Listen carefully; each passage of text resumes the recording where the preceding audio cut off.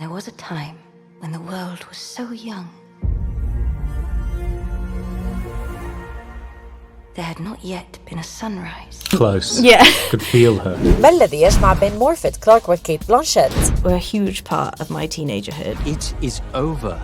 You have not seen what I've seen.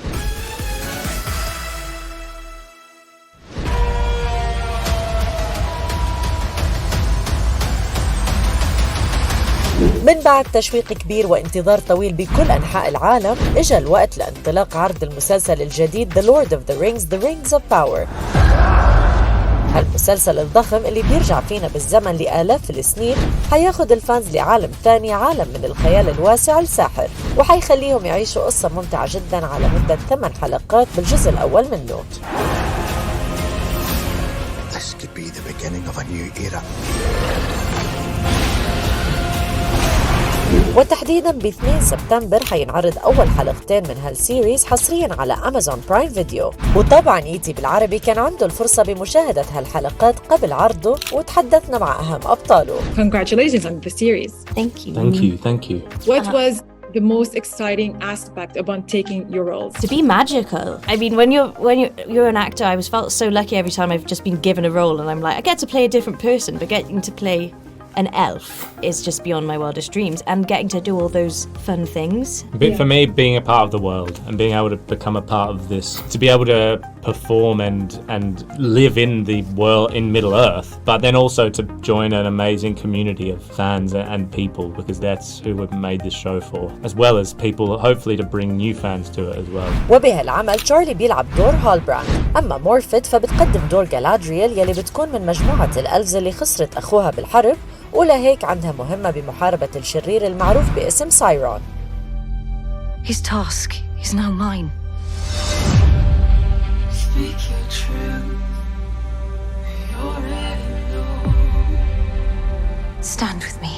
So Mورفيد, I read something very interesting where you said you moved to New Zealand without knowing which role you were going to take, and then you knew it's Galadriel. So how excited were you? I couldn't believe it. I knew I was cast as an elf, and I'd looked through like loads of the lore and stuff, and every time I kind of got to Galadriel, I was like, well, it's not her, because I just couldn't imagine that I'd be Galadriel. And it took a long time for me to believe that I could be Galadriel, and I don't think it was until I had my final costume, hair and makeup fitting that I could see her, that I believed that I could do it, really. And how did you prepare for your role? A lot of it was physical. It was important just because I had to be able to perform those things on set, but also the stronger I got, the closer I felt to her. And the horse riding was particularly, that was the most, it sounds so cheesy when I say it, but I'd never ridden before. And to be able to ride on a horse and like when you finally start kind of cantering through the forest, it feels like magic. And so that was the closest I felt to kind of being in Middle Earth. And also lots of work on kind of her accent and voice, and the Elvish that she would eventually speak. We thought our joys would be unending. We thought our light would never dim. وهالشخصية المشهورة سبق وقدمتها من قبل كيت بلانشيت بأفلام The Lord of the Rings وقت عرضهم ببداية سنة 2001.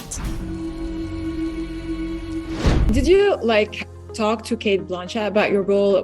Was there any contact between you two? No, I didn't try to contact Cate Blanchett. I kind of just happy to be in New Zealand and one country away from her in Australia. Too close. Yeah. Could feel her. But we rewatched all the films together. But I thought about her a lot. I mean, those films were a huge part of my teenagerhood. Make of that what you will about my teenage years. And yeah, so she was on my mind a lot. وغير هيك فبهالمسلسل حنشوف بداية لعلاقة جديدة بين شخصية هالبران وجالادرييل، خاصة بما أنه حيجمعهم مسار واحد.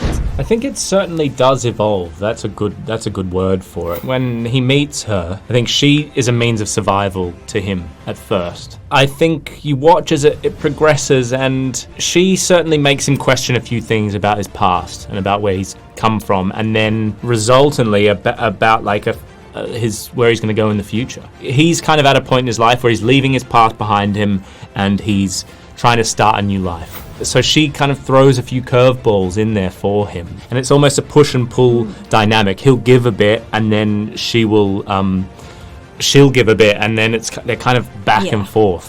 It's the way I like to think of it. وهالعمل الضخم يلي صار لهم 4 سنوات بيحضروا له وبيروجوا له بأكثر من بلد بالعالم تكلفته ما كانت قليلة أبداً، فوصلت لحدود $1 مليار، ولهيك هو يعتبر أغلى مسلسل تلفزيوني بيتم إنتاجه على الإطلاق. So you guys know there's a lot of fans here in the Arab world waiting for this series. So what can you tell them? What are they going to expect? I like to think of it as vast yet intimate. Like, it is overwhelming in scope. And if you have a big TV, it's amazing to watch on a big TV.